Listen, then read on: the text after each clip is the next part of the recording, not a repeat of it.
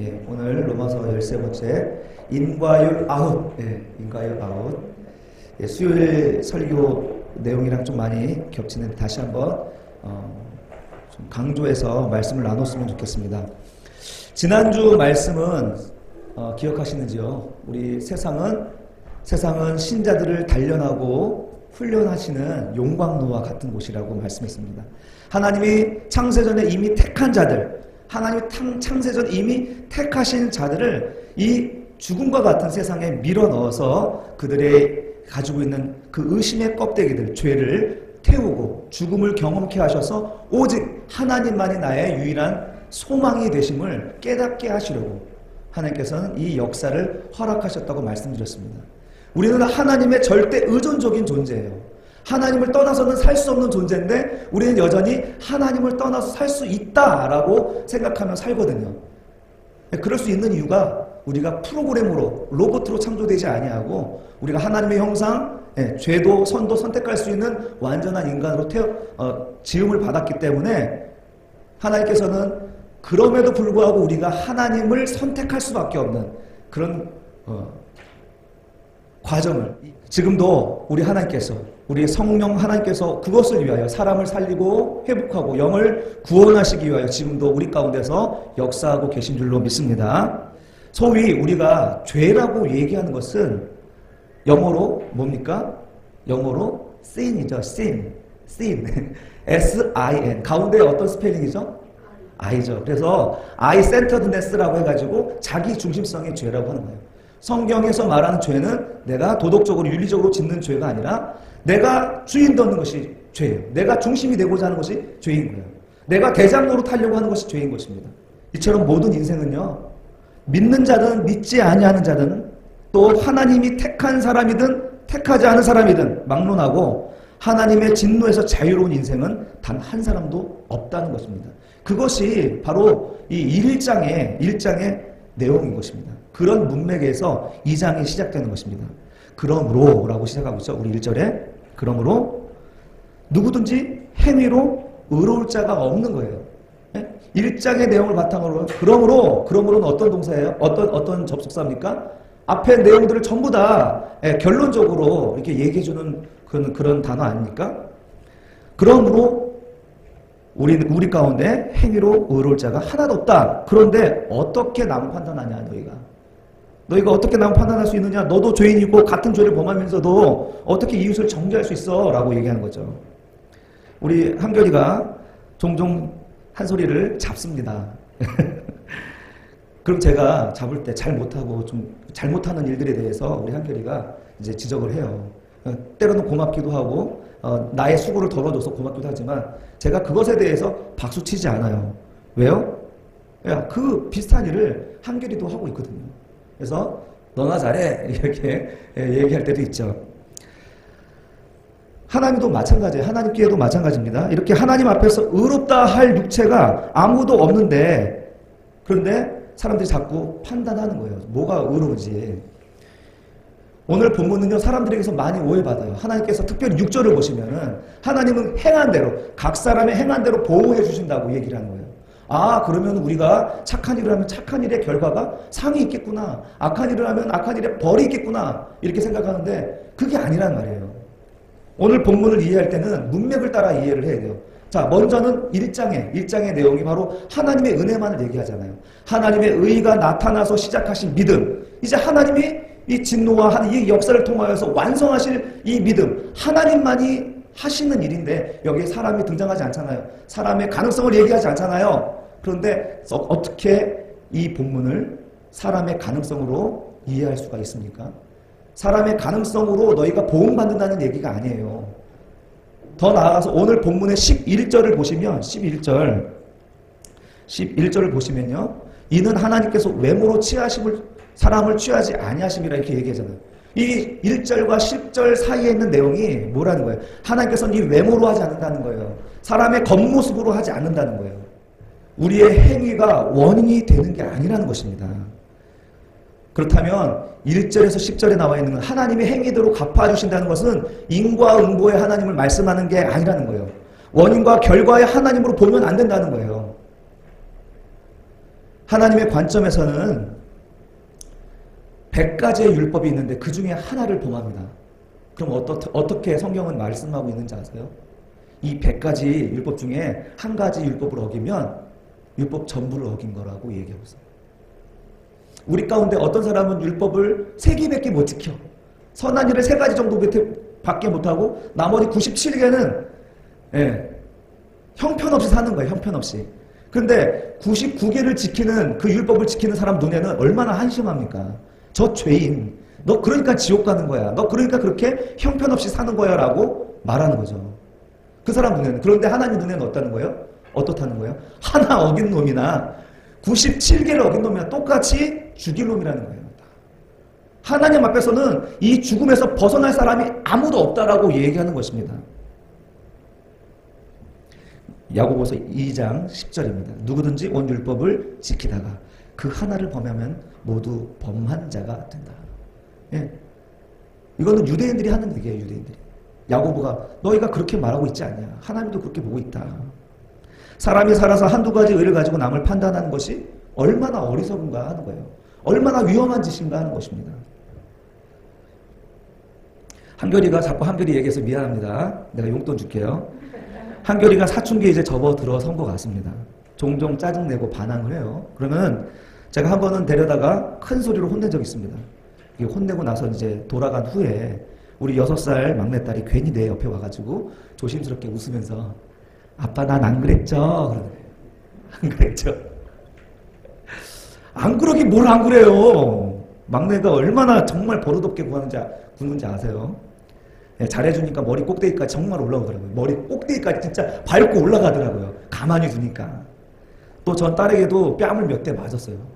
그 누구에게도 뺨 맞은 적이 없는데 딸한테 몇 대 맞았어요. 뺨을. 혼나야 되죠. 혼나야 되는데 안 혼났는데 저는 안 그랬죠. 이러는 거예요. 마치 그런 경우 같은 것입니다. 아이들만 그런 게 아니라 우리도 마찬가지라는 것이죠. 남을 비판하고 정죄하는 사람들, 그 사람들 사실 자기가 그렇게 보면은 좀 스스로 다른 사람들보다는 의롭고 착하게 살았어요. 그럴 만하니까 정죄하는 거예요. 맞죠? 그래서 남의 잘못과 허물 앞에서 소리치는 거예요. 야, 너 어떻게 그럴 수가 있냐? 야, 신자가 어떻게 그럴 수가 있냐? 믿는 사람이 어떻게 술을 먹을 수가 있냐? 자기 기준으로 이제 사람들을 정죄하고 판단하는 거예요. 그러나 그 사람 역시요, 자기의 약점과 허물이 있습니까? 있습니까? 있죠. 자기의 약점에 허물이 있는 거예요. 근데 남들이 알면 비난받아 마땅한 것들이 있어요.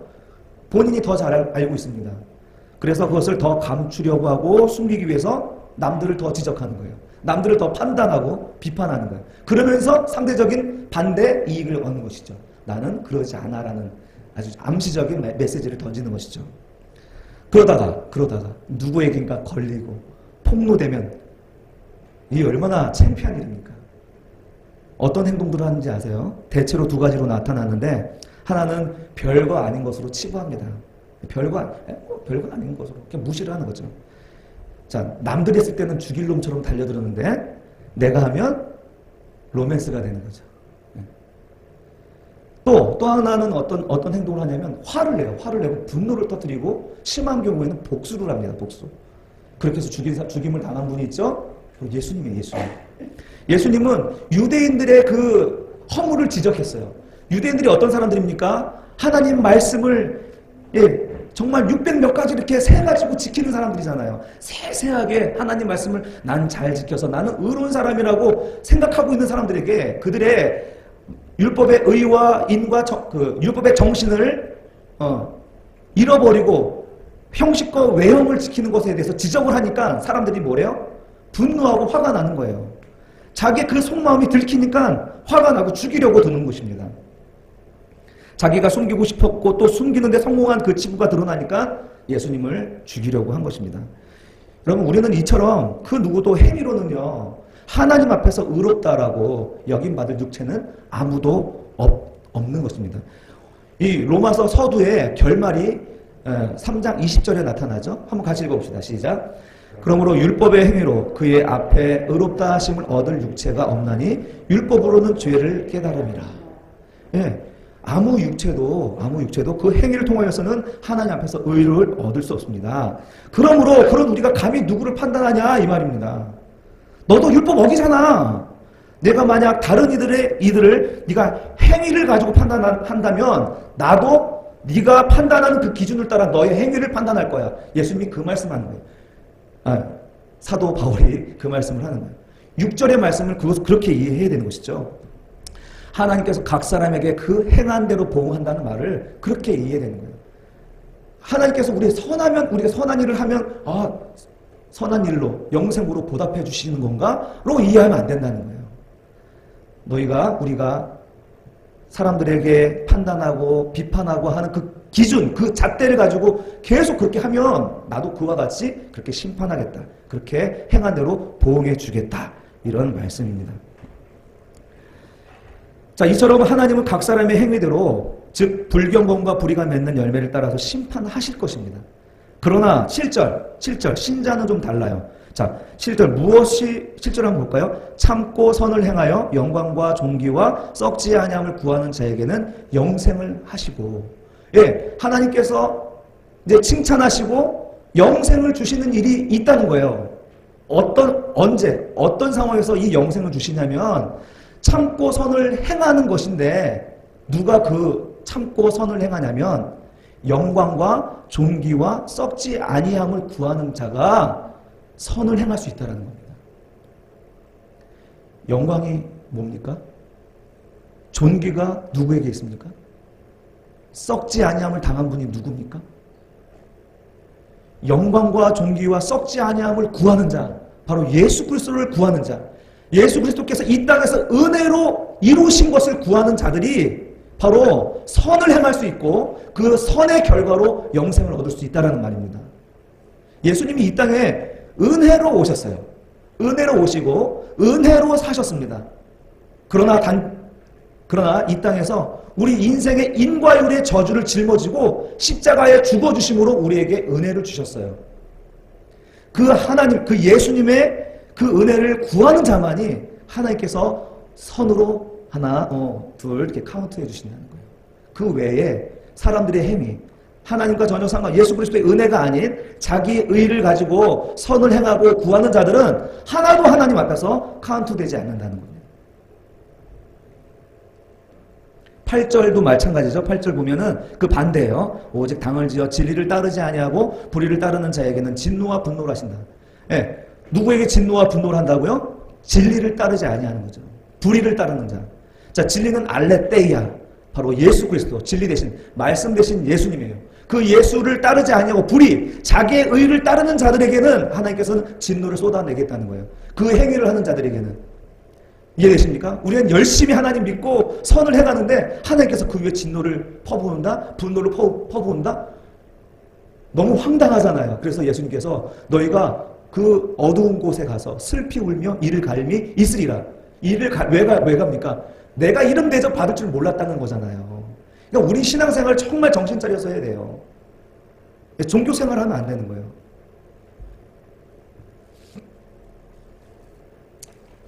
그러므로요, 하나님의 관점에서 선과 악을 구분짓는 분기점, 분수령은 뭐냐면 바로 예수 그리스도입니다. 예수 그리스도가 바로 선, 악의 기준이에요. 우리 인간의 어떤 도덕성과 윤리성이 선악의 기준이 아니라 예수님이 바로 그 기준이라는 것입니다. 그래서 11절의 결론이 뭡니까? 이는 하나님께서 외모로 사람을 취하지 않는다는 거예요. 외모가 뭐예요? 외식과 사람의 행위와 그 행위의 결과로 무엇인가 얻고자 하는 이런 것들을 하나님께서는 하나도 취하지 않는다는 것, 카운트하지 않는다는 것을 말씀하고 있는 것입니다. 그러면 우리는 늘 이런 원인이 있으니까 이런 결론이 난다 하는, 또 결론이 나야 한다는 그런 프레임에 빠져 있습니다. 이것은 하나님을 크게 오해하게 만들어요. 그것을 우리 인과율이라고 말하는 것이죠. 인과율. 인과율은요, 하나님이 세상을 심판하시는 척도입니다. 인과율은 구원의 척도가 아니라 인과율은 세상을 심판하는 척도라는 거예요. 이 인과율로는 구원을 받을 육체가 아무도 없습니다. 그런데 교회 안에 이 인과율은 아직도 큰 능력을 발휘하고 있는 것입니다. 신자율로 하여금 정죄 의식에 빠지게 하는 것이 바로 이 인과율이라는 거예요. 바로 하나님의 뜻을 완전히 정면으로 거스르는 것이죠. 수요일 본문은 요한복음 7장 14절에서 16절 말씀을 다시 한번 보겠습니다. 이 본문에 보면은 초막절에 예수님이 성전에 올라가십니다.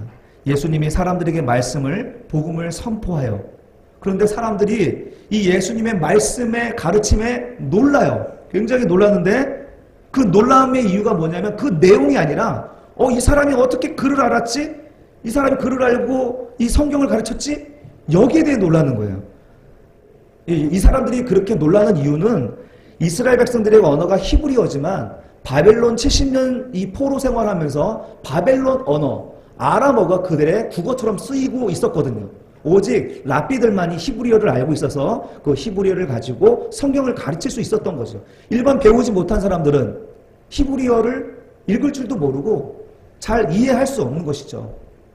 성경을 이해할 수가 없는 것이죠. 그런데 못 배운 이 갈릴리 청년이 히브리어로 말씀을 강론을 하니까 사람들이 기이하고 놀라는 거예요.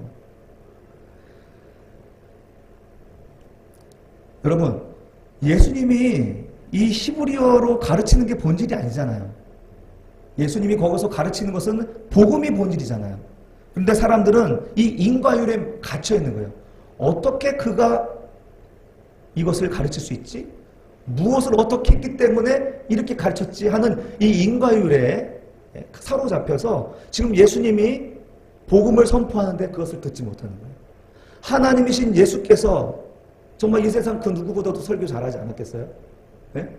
그런데 그 설교가 귀에 들리지 않는 거잖아요. 그 눈앞에 계신 하나님을 보지 못하는 것이잖아요. 인과율에 갇혀 있는 사람들은요, 하나님을 보지를 못해요. 복음을 경험할 수 없는 것입니다.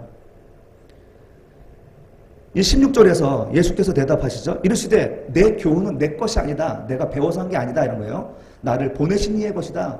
하나님이 그냥 주시면 난 할 수 있다라는 거예요. 난 배우지 않아서도 하나님이 가르쳐 주시면 난 가르칠 수 있다라는 거예요. 여기엔 인과율이 전혀 없는 것이죠. 하나님이 주신 것으로 한다는 것이에요. 예수님은. 우리 신자들의 삶은요, 인과율의 삶이 아닙니다. 근데 우리는 은혜를 이야기할 때도 하나님께서 이러이러했기 때문에 또 내가 이러이러한 모습 때문에 이렇게 복을 주셨다라고 인과율로 이야기할 때도 많습니다. 또 그 반대도 많아요. 내가 이러이러했기 때문에 내가 오늘 하나님에서 내가 형벌을 받고 내가 정죄를 받는 것이다라고 얘기해요. 이게 다 인과율의 지배를 받는 것입니다. 이건 성경적인 관점이 아니라는 것입니다.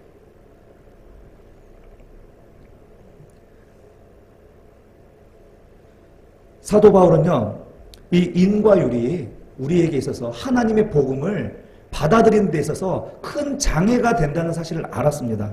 그래서 그는 정말 가말리알 문화살 최고의 랍비였고, 랍비의 가르침으로 최고의 랍비의 자질을 가진 사람이고, 히브리인 중에 히브리인이고, 율법으로는 전혀 정말 흠이 없는 사람이었는데 사도 바울은 그것을 하나도 쓰지 않았다는 거예요. 하나도. 그걸 해로 여겼대요. 내가 이것을 배우지 않았다면 차라리 내가 하나님의 은혜를 더 빨리 알았을 텐데, 내가 이런 것을 알았기 때문에 이것으로 인하여서 내 의의가 쌓아지게 되고 이것이 내가 하나님께 가까이 나가는데 장애가 되겠구나라고 이해한 거예요. 그게 해로 여겼다. 이 모든 것을 해로 여겼다. 더 나아가서 이것을 배설물로 여겼다라고 고백하고 있습니다. 여러분, 우리가 지금 대단히 심각한 것을 다루고 있는 거예요. 우리 신앙의 어떤 기초 부분에 뭔가 잘못된 섞여 있는 뭔가 이물질을 가지고 지금 우리가 생각하고 고민하고 있는 것입니다. 인터넷 뉴스에 보니까 아파트가 통째로 이렇게 넘어져 있더라고요. 사진 보니까 아파트가 그 한 채가 통째로 이렇게 넘어져 있어서 그 이유가 뭐냐 하니까 그 아파트 기초 부분에 건축 폐자재들을 거기다 다 쓸어 넣은 거예요. 그러니까 이 기둥이 기둥으로서의 역할을 하지 못하고 그 아파트가 통째로 탁 넘어져 있더라고요. 여러분, 우리 기독교의 그 신앙의 근간에 지금 가장 기초적인 부분이 바로 이 부분입니다. 이 인과율이 우리 신앙의 본질을 자꾸 흐려버리고 있습니다. 복음을 알아듣지 못하게 만들고 있습니다. 복음이 어떤 그 기쁨을 경험하게 하지 못하게 만드는 것이 바로 인과율이라는 것입니다. 이 인과율이 우리 신자들에게 많은 해악을 끼치는데 먼저는 우리 인생이 불행해진다는 것입니다. 우리 인과율을 따라가면 우리 인생이 불행해져요. 자기 자신에게 대단히 잔인하게 만듭니다. 이 인과율은요. 그래서 과거를 생각하며 후회하게 만듭니다. 사탄이 여기에 역사하는 거예요. 사탄이. 야, 과거에 너 그래서 그런 거야. 아유, 그러니까 안 돼. 넌 답이 없어. 야, 그냥 저기 짜져 있어. 아니야, 그냥 죽어. 그냥 뭐 살 의미가 있냐. 이렇게 과거의 후회를 바탕으로 이 현재의 삶을 죽이는 것이 사탄의 역사거든요. 이 인과율을 살아가는 사람들이 바로 이런 과거를 생각하며 후회하게 만드는 것이죠. 그때 그러지 말았어야 했는데. 이게 인과율이 주는 생각입니다. 여러분들도 그런 생각 많이 하잖아요. 우리 과거에 이랬으면 어땠을까? 이런 거 많이 하잖아요. 우리 저도 하고 있어요. 모든 사람들은 이 인과율에서 사실 매여 있는 건 사실이거든요. 그런데 우리가 이 은혜성 안으로 들어오면 어떻게 바뀌냐면 그때 그랬기 때문에 내가 하나님 더 의지할 수 있었구나 라는 것입니다. 과정으로 생각하는 거예요. 우리 아이들이 자살하는 이유가 뭡니까? 이 인과율 때문에 그러잖아요. 내가 엊그저께 며칠 전에 일어나는 일 때문에 내가 오늘의 결과가 일어났다. 그래서 절망하고 좌절해서 떨어져 죽는 거잖아요. 이게 얼마나 어리석나 이거예요. 왜? 아직 인생의 결말이 여기서 끝나는 게 아니라 이것을 거쳐서 미래로 나가고 있는데 우리 아이들은 이 인과율에 갇혀서 지금 모든 것이 끝난 것처럼 여기서 자기의 생명을 끝내버린단 말이죠. 이게 아이들만의 문제가 아니고 자살하는 사람들만의 문제가 아닙니다. 우리도 그 인과율에 갇혀서 누군가를 판단할 때는 이미 결론을 내린 거잖아요. 이미 결론을 내린 거예요. 그 사람에 대해서 얘는 이제는 상종하지 못할 인간으로 결론을 내버리는 거잖아요. 우리 주변에는 알게 모르게 그런 행동 우리가 많이 하잖아요. 근데 그게 아니라는 것이죠. 은혜의 원리는 과정으로 생각하는 거예요. 과정으로. 거쳐가는 과정. 지금 우리의 고난도 과정이고 지금 우리의 슬픔도 과정이고 지금의 우리가 복받고 기쁨을 누리는 것도 과정일 뿐이에요. 과정. 이게 은혜의 원리로 살아가는 사람들의 모습입니다. 그래서 교만하지도 않고 자고하지도 않습니다. 그리고 불행해하지도 않고요. 또 우리 아이들 막 그러죠. 난 바보야. 할 줄 아는 게 없으니 이 모양 이 꼴이야. 이렇게 열등감을 갖게 합니다. 이 인과율은요. 그렇지 않아요? 내가 공부 안 했고 내 머리가 나쁘니까 이게 안 되는 거예요. 이렇게 열등감을 갖게 만드는 게 인과율인 것입니다.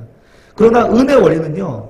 그렇지 않습니다. 은혜의 원리는 그냥 하나님께서 내 모습 이대로 지금 이곳에 나를 부르셨다라고 이해하는 것이죠. 여러분 공부 못해갖고 삼류대학교 갈 수도 있어요. 그러나 공부 못할 만한 이유가 많이 있잖아요. 삶이 팍팍하고 또 내가 할 수 없는 것이 있잖아요. 할 수 있는 게 있고 할 수 없는 게 있는 것이고.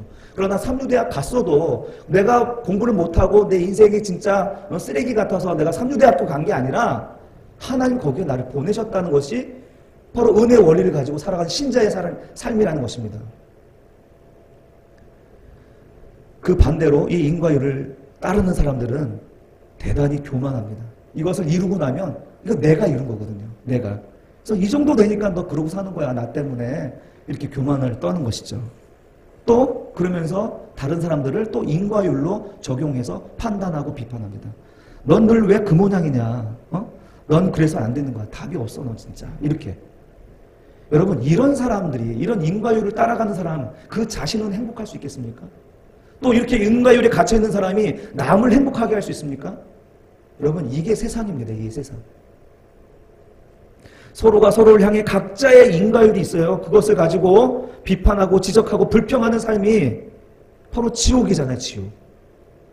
먼지들이 사는 세상은 그럴 수밖에 없는 것입니다. 먼지들이 사는 세상은 그럴 수밖에 없는 것입니다. 그러나 신자는 예수 그리스도께서 그 자신의 육체에 모두 쏟아부은 인과율의 저주를 가지고 죽으셨기 때문에 우리는 은혜 받은 사람들이고 이제 은혜로 살아가는 사람들로 부름을 받은 것입니다. 이미 우리 안에는 은혜의 원리가 들어온 사람들이에요. 그럼에도 여전히 우리 안에 역사하고 있는 인과율을 우리가 빨리 벗어내야 되는 것입니다. 그렇기 때문에가 아니라 그럼에도 불구하고 살아가는 것이 신자인 줄로 믿습니다. 내가 당신을 위해 기도했으니 이제 좀 변해야 되지 않겠어? 우리 신앙인들도 이런 얘기 하잖아요. 얼마나 내가 오랫동안 기도했어. 이제 이쯤은 좀 나와줘야지. 이렇게. 이것도 인과율에 잡혀있는 것입니다. 그게 아니라 은혜의 원리로 어떻게 해요? 전 그럼에도 불구하고 당신을 위해 기도할게요. 그럼에도 불구하고 당신을 섬길 거예요. 기다리겠습니다. 또 부부들도 이렇게 하죠. 야, 나 하루 종일 나 바빴어. 얼마나 힘든지 알아? 집안일 좀 도와줘야 되는 거 아니야? 이렇게 이제 아내가 얘기하면 남자도 거들죠. 대항하죠. 야, 나도 하루 종일 얼마나 힘들고 바빴는 줄 알아? 나 좀 편하게 좀 쉬면 안 되냐? 집이 스위트 홈이라는데 집구석에 들어오기 싫으네. 뭐 이러면서 부부들이 늘 이런 인과율의 기준을 가지고 서로가 서로를 향해서 이게 싸우는 것이죠. 여러분, 이런 인과율의 틀에 갇힌 인생은요, 결코 행복하게 살 수가 없습니다. 인생이 불행해져요.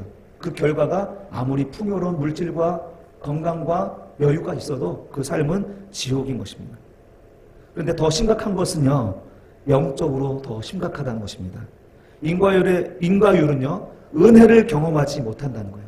인과율은 은혜 원리와 정반대의 패러다임이에요. 정반대의 그래프를 그린다는 거예요. 은혜를 인과율이 볼 때는요, 이 은혜라는 것을 인과율이 볼 때는 얼마나 어리석고 미련해 보이는지 모릅니다. 복음 안에 담고 있는 그 은혜를 인과율은 결코 깨닫지 못하는 것입니다. 복음을 경험하지 못하는 거예요. 그래서 우리 신앙이 인과율에 갇혀 있으면은 말씀 속에서 하나님이 하신 일들을 이해를 못하는 거예요. 내게 은혜가 안 되는 거예요. 왜 이렇게 하시지? 되게 미련하게 보이는 것이죠. 복음을 경험하지 못합니다. 절대로 인과율을 가지는 복음을 경험하지 못합니다. 그 인과율의 노예가 된 사람은요, 그 인과율을 따라서 그렇게 고집하는 사람들은요, 지금 나는 불신자다라는 것을 스스로 증명하고 있는 것입니다. 이건 소속의 문제가 아니라 본질적인 문제죠. 그래서 예수님은 교회 안에 쭉정이가 있다라고 얘기하고 있습니다. 쭉정이는 알곡과 구분하기 어려운 모양을 하고 있습니다. 그러나 그 안에 알맹이가 없는 것이죠. 두 가지입니다. 신자가 인과율에 빠져서 헤매고 있는 것이거나 아니면 교회 안에 불신자가 있는 이 두 가지 경우인 것이죠. 우리는 정신을 정말 똑바로 차리고 우리 신앙의 그 근간을 이루고 있는 이 생각의 틀을 바꿔야 되는 줄로 믿습니다. 인과율이라는 생각의 틀에서 은혜 원리로 우리의 생각의 틀을 바꿔야만이 우리가 신앙의 생활의 기쁨과 힘을 누릴 수가 있는 것이죠. 오늘 사도 바울의 예를 들고 마치도록 하겠습니다. 로마서 10장 2절에서 3절입니다.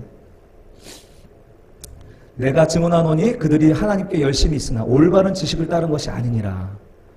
그가 지금 사도 바울이 열심히 있으나 올바른 지식을 따른 것이 아니라는 거예요. 하나님의 의를 모르고 자기 의를 세우려고 힘써 하나님의 의에 복종하지 아니하였느니라. 자, 그 열심의 동기가 뭡니까? 하나님의 의를 세우는 게 아니라 자기 의를 세우는 것이 그 동기였다는 것입니다. 사도 바울 그 자신이 그랬거든요. 빌립보서 3장 4절 6절 같이 읽어볼까요? 시작. 그러나 나도 육체를 신뢰할 만하며 만일 누구든지 다른 이가 육체를 신뢰할 것이 있는 줄로 생각하면 나는 더욱 그리하리니 나는 8일 만에 할례를 받고 이스라엘 족속이요 베냐민 지파요 히브리인 중에 히브리인이요 율법으로는 바리새인이요 열심으로는 교회를 박해하고 율법의 의로는 흠이 없는 자라. 아멘. 그 자신이 하나님 앞에서 열심히 있는 정말 흠이 없기까지 충성된 사람이었는데 그 결과가 뭡니까? 교회를 박해한 사람이었다는 거예요. 자기의 열심이 교회를 박해한 거예요. 하나님에 대한 열심이 교회를 박해한 거였다는 거예요. 그 사건 있죠? 사도행전 26장 14, 15절입니다. 우리가 다 땅에 엎드러짐에 내가 소리를 들으니 히브리 말로 이르되 사울아 사울아 내가 어찌하여 나를 박해하느냐 가시체를 뒷발질하기가 내게 고생이니라. 내가 대답하되 주님 누구시니까? 주께서 이르시되 나는 네가 박해하는 예수라. 자, 사도 바울이 유대인으로서 율법을 지키고 하나님을 향한 열심이 특심했는데 그 열심을 다하면 다할수록 그게 예수 그리스도를 핍박하는 거였다라는 것입니다. 여러분, 신앙생활은요 우리의 전제가 변화되어야 되는 것입니다. 우리의 전제가 변화되지 않으면 우리의 열심이 도리어 이 사도 바울이 했던 것처럼 우리의 열심이 교회를 핍박하는 것이고 예수 그리스도를 우리가 핍박하는 것이 되는 것이죠. 여러분, 우리 이 전제가 변하지 않으면요 우린 거듭나지 않은 것입니다. 전제가 변화되어야 됩니다. 이 전제가 변화가 되면 바로 은혜의 원리가 우리 생활 속에서 바로 작동하게 되어 있습니다. 전제의 변화가 일어난 순간은요, 이 변화가 한순간이에요. 빨간 안경 쓰던 사람이, 빨간 색안경 쓰던 사람이 파란 색안경 쓰는 거랑 똑같은 거예요. 바로 쓰는 순간 생각이 바뀌고 관점과 판단과 이 의미가 완전히 바뀌어지는 것입니다. 그 전제가 바로 인과율에서 은혜의 원리로 변화될 때 우리의 삶이 바로 그 현장에서 그 즉시 변화되는 것입니다.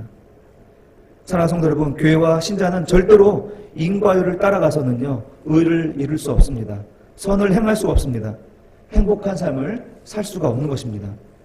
교회와 신자가 세상에 의를 이루고 선을 이루고 그들에게 빛이 되며 감동을 줄 수 있는 길은 인과율이 아니라 은혜의 원리로만 가능한 줄로 믿습니다. 사랑하는 성도 여러분, 저는 오늘 우리 여러분들에게 실제적인 도전을 요구합니다.